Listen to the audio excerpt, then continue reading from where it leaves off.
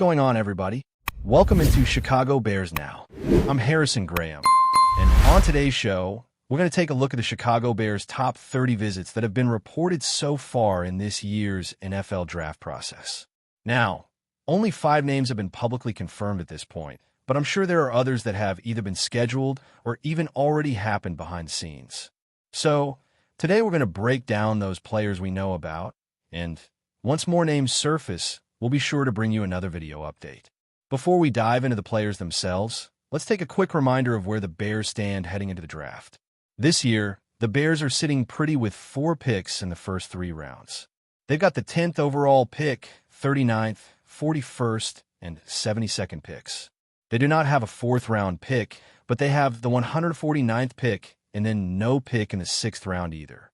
To round out the draft, the Bears have picks 233 and 240 in the 7th round, making for a total of 7 selections overall. So, Ryan Poles is going to have his hands full, and it's going to be really interesting to see how he navigates the draft this year with these 7 picks. If you want to stay updated with all things Bears in real time, you're most likely going to find all of the breaking news and live updates on my Twitter account.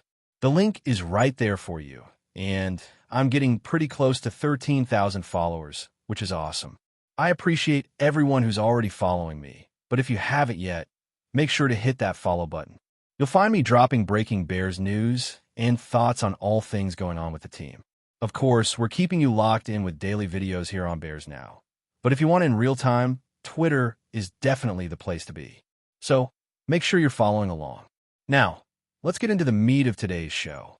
We've got some interesting names to go over in terms of the Bears' top 30 visits. And while the list is still pretty small, it's always exciting to get a sneak peek at who the team is evaluating. The first player I want to talk about is Boise State running back Ashton Gentry. This is a name that came to light all the way back at the NFL Combine, and ever since then he's been on my radar.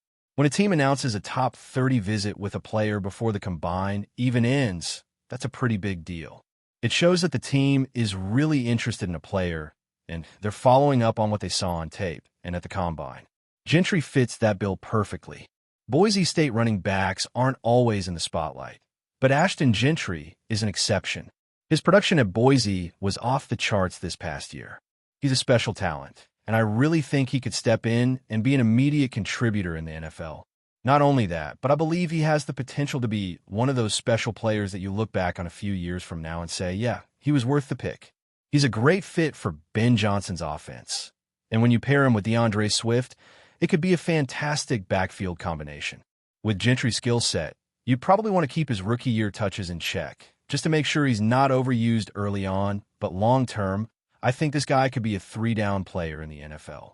So, if Gentry is available when the Bears are on the clock at number 10, would you want them to take him? I want to hear from you in the comments. Type D for draft if you're on board with picking him, or type P for pass if you think the Bears should go in another direction. Let me know your thoughts down below. Moving on to another player who's been linked to the Bears is LSU offensive tackle Will Campbell. Now, this is a name that's pretty polarizing. A lot of Bears fans have strong opinions about him, and I get it. The big question with Campbell is whether or not he can play left tackle at the NFL level. His tape is solid, and he's a great athlete. His testing numbers at the Combine were good too, so there's a lot to like about Campbell. But there's one key issue. He has short arms. And that's a concern because left tackles in the NFL typically need longer arms to handle speed rushers and protect the quarterback's blind side. Now, the question for the Bears is whether they think he can overcome those short arms and become a starting left tackle. If they don't think he can, then I'm not sure it makes sense to draft him at number 10, unless he's clearly the best player available. The Bears already have a solid offensive line with Jonah Jackson, Drew Dalman, and Joe Thuney. So if Campbell can't play left tackle, where does he fit in? I'm a firm believer in best player available, BPA, but there has to be a consideration of fit as well. If Campbell can't play left tackle, he'd be stuck behind guys like Thuney and Dalman for the next few years, and that's not ideal for a high first-round pick. On the other hand, Campbell is an elite athlete with good tape, and there have been exceptions to the rule when it comes to guys with shorter arms.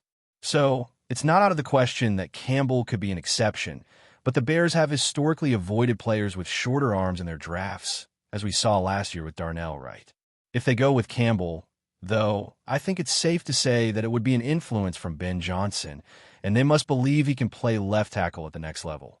If the Bears pass on Campbell, one player to keep an eye on is Josh Conerly Jr. out of Oregon. He's not quite as good of a prospect as Campbell right now, but Conerly definitely fits the mold of a left tackle in the NFL. He's got the size, the length, and the athleticism that you want in a tackle. If the Bears don't take a tackle in the first round, Conerly could be a great value pick in the second round at pick 39.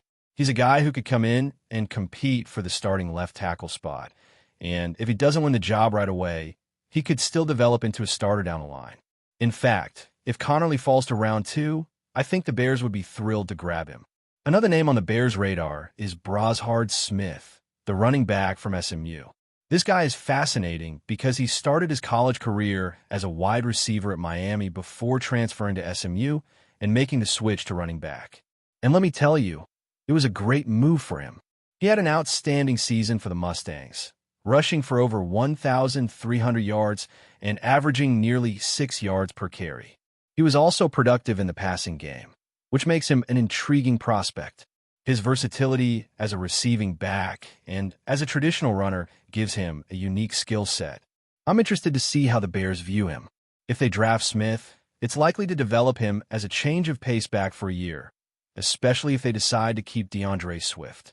However, I don't think pairing Smith with Swift would make much sense, as their skill sets overlap quite a bit. Smith could potentially be a great kick returner and could develop into a solid running back in the years to come. But it'll be interesting to see how the Bears envision using him. Now let's shift focus to the linebacker position, where the Bears have also been doing their homework. One name that's been reported as a top 30 visit is Nick Martin, the linebacker from Oklahoma State. He's an intriguing player who had a massive season last year with 140 tackles and 16 tackles for loss. Martin is undersized at about 220 to 225 pounds, but he's got great explosiveness and speed, and those are traits the Bears value in their linebackers. If Martin can stay healthy and continue to develop, he could be a valuable addition to the Bears' defense as a rotational player and potentially a starter down the road. Martin's athleticism really pops on tape, and his ability to cover ground quickly is something you notice right away. He's a modern linebacker in every sense. Not the biggest guy out there, but quick, instinctive, and explosive. He ran a 4.52 in the 40-yard dash, which confirms what you see on film. This guy can fly. And what stands out to me is how versatile he is. He's not just a run stopper. He can blitz, he can cover, he can play in space. That's exactly what defensive coordinators are looking for in today's NFL, especially when offenses are constantly putting linebackers in tough spots with motion and mismatches. Now, based on his tape and physical tools, Martin probably profiles as a day 3 guy, maybe late round 3 at best, depending on how the board falls and how teams value off-ball linebackers. But I could absolutely see him being one of those mid-round steals, someone who isn't expected to start right away, but ends up carving out a bigger role by the end of his rookie year. He kind of reminds me of the type of player who earns his reps on special teams, then makes the coaching staff take notice once he gets a few defensive snaps. It's also worth noting that the Bears letting Jack Sanborn go might not have been about a lack of performance, but more about wanting a different skill set in that third linebacker spot. Sanborn is tough and instinctive, but he doesn't have that same athletic ceiling that a guy like Martin brings. If Chicago is looking to get faster and more dynamic at the second level, and honestly, who isn't in today's NFL, then Nick Martin makes a lot of sense. He could be that hybrid linebacker that the coaching staff develops slowly, giving him a chance to learn behind veterans like Tremaine Edmonds and TJ Edwards. And once one of those guys moves on, whether through a trade, cap cut, or contract expiring, Martin could be ready to step in and take over a starting job. So, when you look at these names, Ashton Gentry, Will Campbell, Josh Conerly Jr., Brashard Smith, Nick Martin, it gives us a little glimpse into what the Bears front office and scouting department are thinking. They're not just focused on the big-name guys that everyone talks about. They're doing their homework on players at all stages of the draft. And that's what you want to see if you're a Bears fan. You want your team to be thorough, to leave no stone unturned, and to make sure that every pick, whether it's at number 10 or in the 7th round, is made with a clear plan in mind. And again, the top 30 visits aren't just about confirming talent. These visits are also about character. It's a chance for the team to get these guys in the building, meet with coaches, sit down for interviews, put them on the whiteboard, and see how they process information. It's also a chance to run them through workouts and evaluate how they move in person, how they interact with staff, and how they respond to coaching. All of that matters just as much as what they put on tape. For example, in Gentry's case, maybe they want to see how he handles questions about workload, considering how much Boise State used him. Do they think he's built to last in the league, or would they need to manage his touches more carefully early in his career? With Will Campbell, they might want to talk through the arm length issue, see how he handles criticism, get a sense of his confidence level, and test whether they can scheme around those physical limitations. With Brashard Smith, they probably want to explore how he sees himself. Is he more of a gadget guy, or does he believe he can be a full-time running back? And Nick Martin, they'll want to dig into that medical history after he missed some time last season, and also evaluate how coachable he is given his aggressive play style. There's so much that goes into these visits, and even though only a handful of names have been reported publicly, I guarantee you the Bears have been grinding behind the scenes. These top 30 visits are just the tip of the iceberg. The draft is getting closer, and decisions are going to have to be made. Whether the Bears go offensive line early, look for a running back to pair with Swift, or try to add depth at linebacker or corner, it's clear they're casting a wide net and doing their due diligence. At the end of the day, this draft is huge for Chicago. Ryan Poles and his staff have done a solid job rebuilding the roster so far, but they've still got work to do if they want to take that next step. From a team that's building toward contention to one that can actually go toe-to-toe with the top teams in the NFC. Hitting on these picks, especially in the early rounds, is going to be critical. But don't sleep on those day 3 guys either. We've seen plenty of starters and even stars come out of the later rounds when teams do their homework and trust their evaluations. So as more names from the top 30 visits start to leak out, and they will, we'll be tracking them all. The goal is always to give you the most up-to-date, in-depth look at what the Bears are planning, who they're meeting with, and how that could shape their draft board. And don't forget, the Bears could always make moves. They've got ammo to trade up or down, depending on how the board falls. Nothing's off the table. And while we wait for more names to surface, I want to hear from you guys. Who's your favorite sleeper pick for the Bears?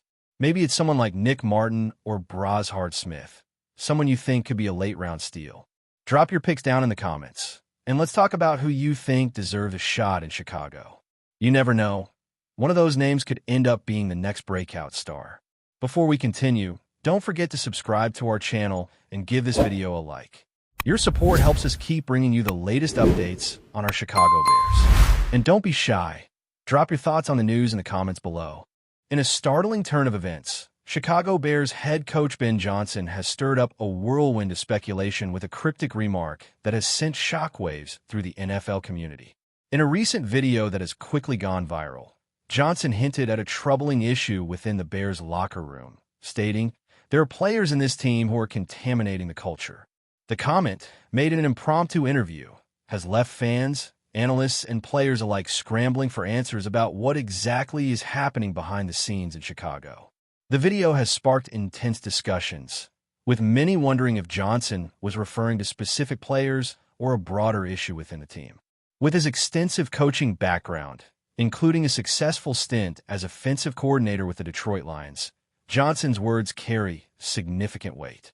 He has built a reputation for turning struggling teams into contenders, making his comments about team culture all the more intriguing.